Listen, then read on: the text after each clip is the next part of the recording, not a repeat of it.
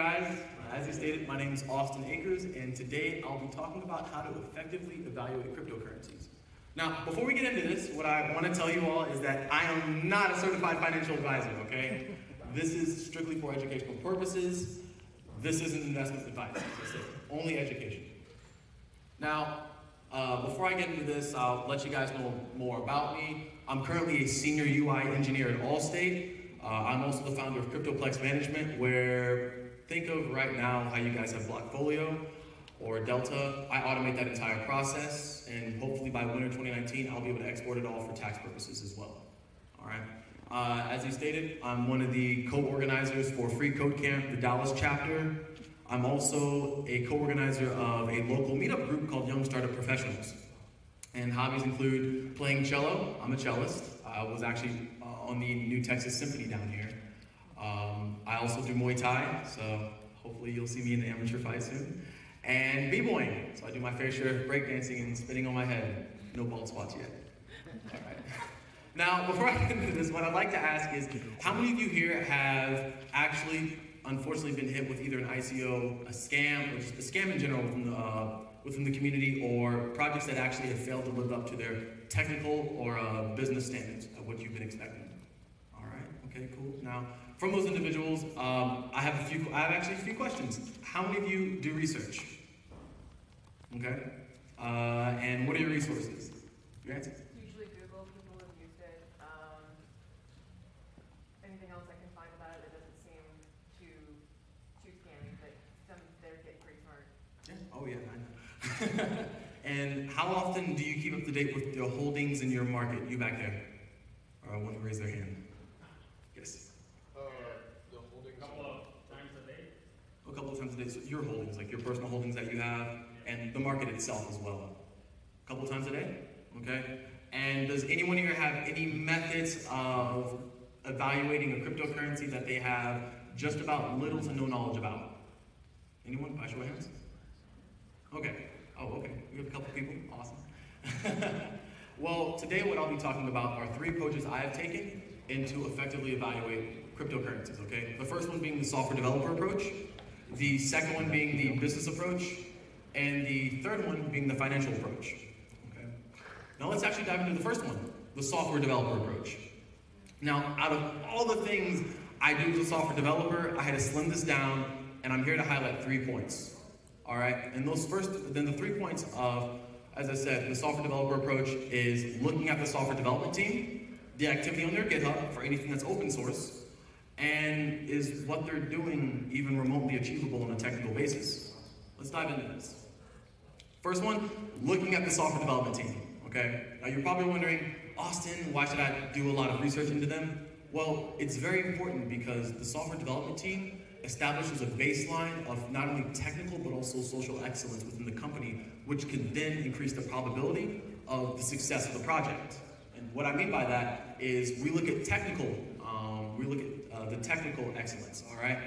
When I look at a project, I look at all the individuals, that developer team, I look at their repos, I go on their LinkedIn if they have one, I look at all the accolades that they've actually achieved. I don't look at years of experience because I'll tell you right now, you can have 15 years of experience but do the same thing for 15 years, all right? And the next one being the social, all right? Now people think, well, I just developers, I need to crank out code, and that's about it. It's a lot more than just cranking out code, okay? And what I mean by that is, you see this little picture of Rick and Morty, right? Now, back to the technical, it's great to have a lot of senior software developers and even architects, but it's very similar to having a bunch of mad scientists in one room. And it can actually end up being more harmful to the project than beneficial, all right? So when I look at anyone who is on my software development team, or if I were to hire someone on the software development team, as I said, if I were to do an ICO, or even looking at the ones, as I said, out there, I would look at the social aspect of, all right, well, hey, it's okay to have a few junior, some mids and a couple of seniors. How well do they get along with each other? Can they effectively communicate with one another? And within that as well, are they able to properly convey their points to the business side of things as well? All right, so that plays a huge role. And I recommend, although it's very difficult to talk to software developers, if you do, even just having a social interaction with anyone, any of the local ICOs, you have the ability to sit down and talk to the developer. or developers, I highly recommend it, okay? The next one being looking at their GitHub activity. Now, before I get into any project, before I dig into any code, I look at their last commit, okay? And the reason why I say that is because there are a lot of scams out there. I remember one of them, one of my friends told me about Fastcoin, and he was like, dude, it clears the blockchain in about 12 seconds. I'm like, oh my gosh, it's amazing, all right? And you look at their social media, they have a few thousand followers, and they're posting things like, here's our people from Fastcoin, Canada, and all this stuff. But then you look at their GitHub repo, and their last commit was like, what, I think March of 2014. And I'm like, whoa, all right? And not only just, as I said, even if they have a frequent or even a recent commit, I look at the frequency of commits, all right? How often are those software developers committing code to that repo or the repos of that specific project that you're wanting to put money into, okay? And not only just the frequency, but the substance. So yes, I can make 25 commits in a day, and as you can see, just for reference down here, I have my GitHub. I know I've been kind of slacking these past couple weeks, don't judge me. But the light green means I probably did about 1 commit. The darker the color, the more commits I had that day, okay? Just pushing code, okay? And as I said, you look at the substance because, well, I can easily make 25 commits or 10 commits in one day. In reality, those commits to that code base can probably contain something along the lines of, I changed the lowercase t to a capital T, or I'm updating documentation.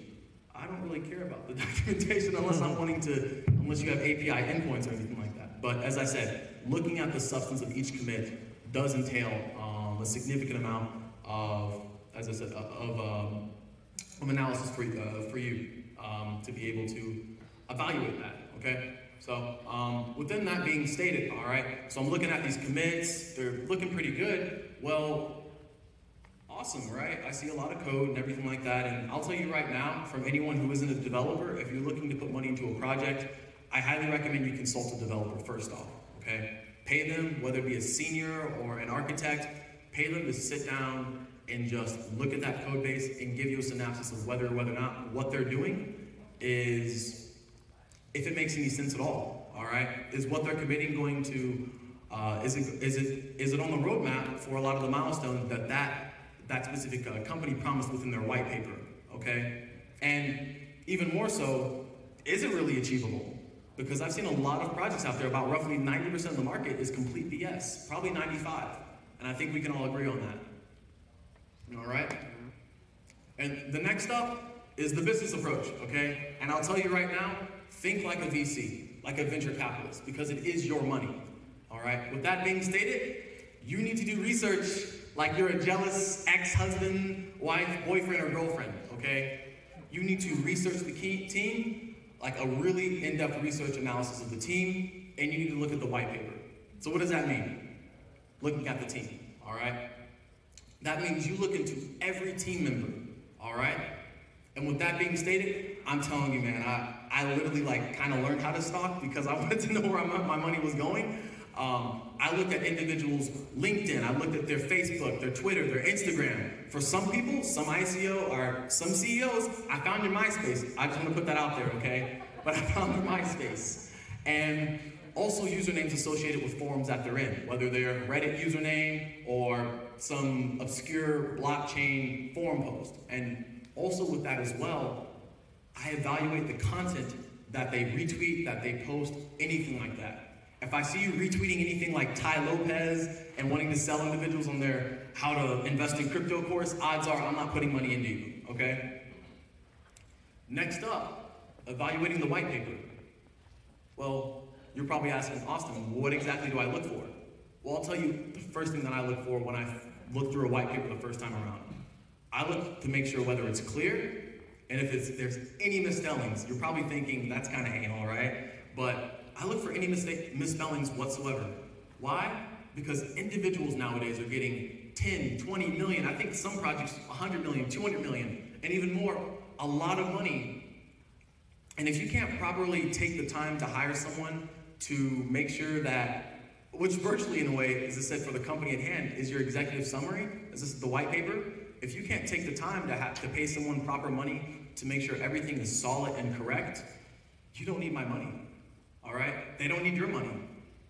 And as I said, also, for any ICO project, you need to be able to look at the team, you need to look for the team within the white paper, and you also need to do a cross-competitor analysis, okay? And that means looking at the new market, which happens to be, well, any project within the new market, all right? That's impossible correlation to that within the current market as well. Is there anything that's not an ICO that's currently achieving or doing something even better than what you're wanting to put money into? If so, is that really a good investment?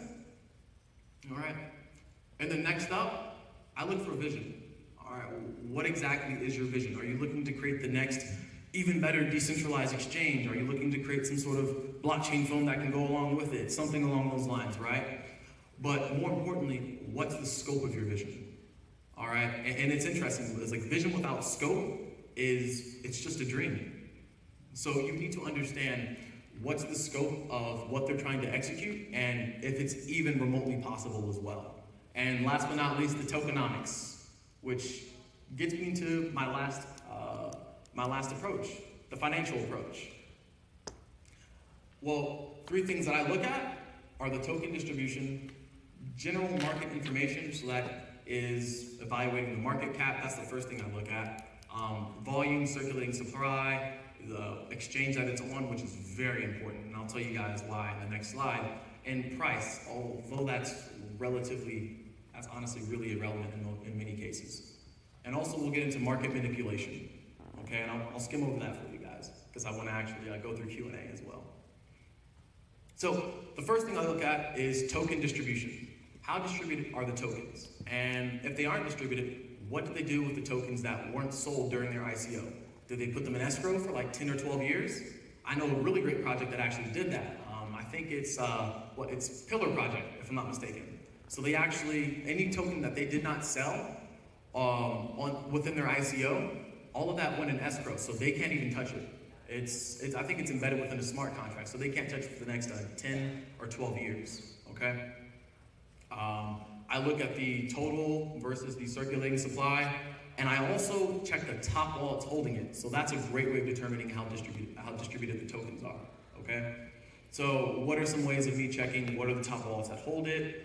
I look at ethplorer.com and even Etherscan as well. So I recommend you guys take a look at that. Next up, now this is a really good one in my opinion. As I said, looking at the general market information. You have to do research and truly understand the relationship between the volume, the price, the circulating supply, and also the market cap, okay? And a great example of market cap, actually, which is why I look at that, is because it's easy for me to put money in a token. Let's say, for example, I think what Ripple's at 17.4 billion of a market cap right now. I know that sounds really direct, and I should know this, but about roughly 17 billion, right? And we'll take another token that's worth about 12 million, okay? And people have this idea that Ripple's going to go up to Bitcoin prices, all right? It's gonna be the next $6,000 investment, right? No. More than likely, the probability of that actually getting up to Bitcoin prices is significantly low. Why? Because of the market cap, all right? As I said, it's a lot harder to go from 17 billion to 34 billion than it is for a token that you're wanting to put money into to go from 12 million to 24 million, okay? And that makes a huge difference with your investments, all right? Especially if you're looking to hold long term. And as I said, let's go ahead and look at exchanges. Well, how do I look at an exchange, all right? And what do I actually do? Well, the first thing that I do for any exchange that I want to put money on is I look to see if it's insured. And if it's not insured, I look at the length of operation, all right? How long has this exchange been in operation and how reputable it is on the market? Now, you can't really find like a single true source of that. So I go through Twitter, I go through Reddit, I go through a lot of forums and blog posts. I even look at telegrams as well, and I read up on that, okay? So the reputation in the market is a huge benefactor. As I said, I think, what's his name, talked about Mt. Gox, right? And they had about roughly, what, was it 3 breaches, I want to say? Now, unfortunately, I wasn't involved in crypto at the time, but they had roughly 3 breaches. After the first breach, my money would not be in there. after you have some sort of any sort of breach for any type of software, odds are I'm not putting something that I value most, as I said, my money. I'm not going to put that in the market or into that specific exchange, I should say. Next up is also the geographical location of that exchange as well, and that actually plays a huge role, more than what you would expect. The reason why I state that is because, well, some countries, if we look at the legal system from a legal perspective, they probably have a significant amount of loopholes within the financial sector of their, within their country for the financial sector. As I said, so there's probably a significant amount of legal loopholes. So be very wary where the exchanges are, and essentially, as I said, where you put your money, because geographical location does play a huge factor. I also look at the liquidity and also safeguards as well. So is there anything from an investment standpoint that is actually much of a safeguard? And not only from investment, but also from a cybersecurity standpoint. And in fact, I watched a 1-hour talk about Coinbase and their entire vetting process on how they push code. And legitimately, when I say this, no line of code does not get at least 20 pairs of eyes looked on it. All right, they use a significant amount of test automation. I mean, it's absolutely ridiculous. A significant amount of test cases, because they can't afford a data breach, like whatsoever. They have millions of dollars that's going through that exchange every single day. And the last but not least, reliability. I look at the reliability of the exchange. So if your exchange is down, let's say, as I said, I could talk about this whole 3-9 uptime, but I'm just going to keep it simple. If your exchange is down for about 5 hours every single month, or maybe an hour or something like that, that's 5 hours that I'm probably losing money if I decide to run, whether it be run a bot or something like that, right? If I'm looking at exchange, I'm looking at the reliability and the uptime of that exchange. And a really interesting example would have to be time. And they made a lot of really interesting claims of why they were down, and I honestly could barely access my funds around that time, and a lot of breaches as well. I think it was a DNS hijack, if I'm not mistaken, and that was really that was interesting. Last but not least, as I said, I'm going to skim over market manipulation, but I think we're all familiar with pump and dump. Spoofing is something that's a little bit unknown, and all that really is spoofing, for the most part, is the ability to, let's say we have an institutional investor, so someone with a lot of money, all right? What that individual can do is set a ridiculously high order and actually have it to where they can set it to where, oh my gosh, hey, I'm set this really high order, but that high order is never meant to be met, okay? So they're using high frequency trading to cancel out all the other orders that would actually fulfill that order. Price suppression, there's been a lot of speculation about, is Bitcoin being suppressed right now by financial cartel? So as I said, price suppression is exactly what it is, suppressing the price of that given asset or commodity. Market making, that isn't necessarily bad. You see that a lot with ICOs. So having a random spike of volume to show that there's some sort of, as I said, a volume or some sort of interest within that specific crypto. So it's something that's very common within the industry as a whole, but it's still something to be very alarmful of, all right? And loss trading. But as I said, I'm gonna go ahead and skip over that. I really wanna go to Q&A, and I'm curious to know if you have any questions whatsoever. Yes? What are your top 3 exchanges that you trade on? Okay, well, Coinbase is definitely one of them. Okay, well, I mean, besides In fact, out of Coinbase. all of them, that's my most trusted. Gotcha. I also have Bittrex, and I've been doing a bit of a lot of ERC, as I said, anything ERC20 related, so I guess Fort Delta would have to be something as well. Okay. Yeah. Yes. So when you're involved in evaluating ICO, Yeah. would you consider it a red flag if they're about us included a picture of Ryan Gosling on it? Oh my gosh, I laughed so hard when I saw that. I was like, wait, what? No, I do want to make a point. I'll pretend like it's a question. Yeah. One of the reasons why market manipulation is such a problem is because when you lose your SEC license in New York City, guess where those people go when they lose their license? Is they immediately go out and regulate the crypto market. Exactly, yep. I've actually done quite a bit. I've been reading up on that actually really often. I'm like, all right, what can I do? I lose my license, I have a ton of money, what can I do with it, you know? And so, yeah, that's very common. I've been reading up on that quite a bit, and I've been talking to a lot of hedge fund managers about that as well, locally in the area. Any other questions at all? Yes? Besides Bitcoin, what is your favorite project and why? Ooh, I typically like to stay agnostic when it comes to cryptocurrencies. But, so as I said, I sit down and I read code a whole lot, and I would honestly even say, even over Bitcoin, I'm probably gonna get a lot of like, but over Bitcoin, Omisego happens to be probably the most promising project out of anything that I've honestly seen. They're already successful. Omise is already a successful payment platform in Southeast Asia. They already have established means of business.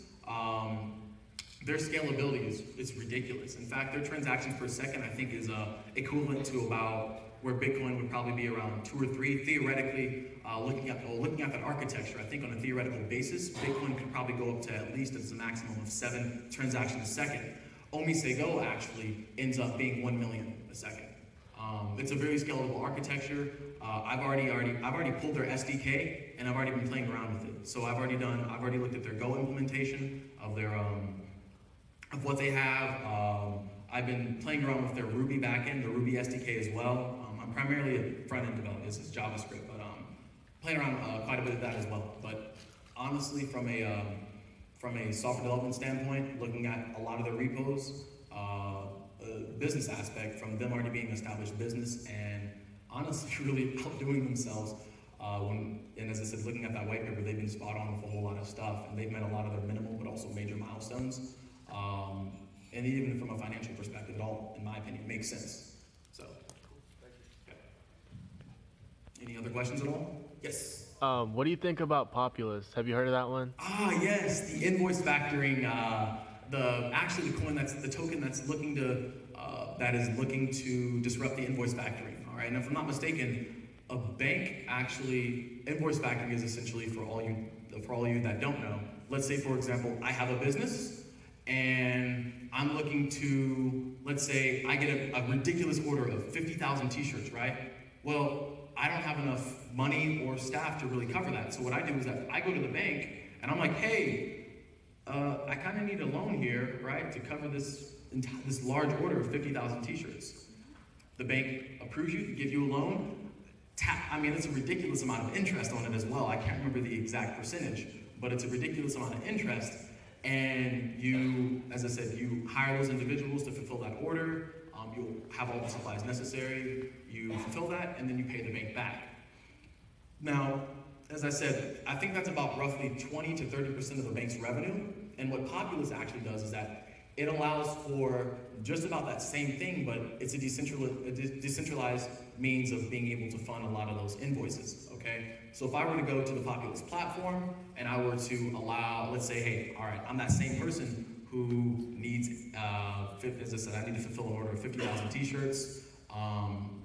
And as I said, there's a lot of things that go into it. They utilize the same algorithms and the same, pretty much, yeah, actually all the same algorithms that banks would use to, I think what it's called the Z index or Z charting, I can't remember exactly, but they utilize all the same algorithms. The biggest thing that's different is they allow individuals to, as I said, be able to fulfill that invoice on a decentralized means and actually significantly lower the interest as well because of that. So, and the investor also gets to set the interest rate, and yeah, it's really cool. I really like that one. Any other questions? No questions? Okay. Thank you guys, I appreciate it.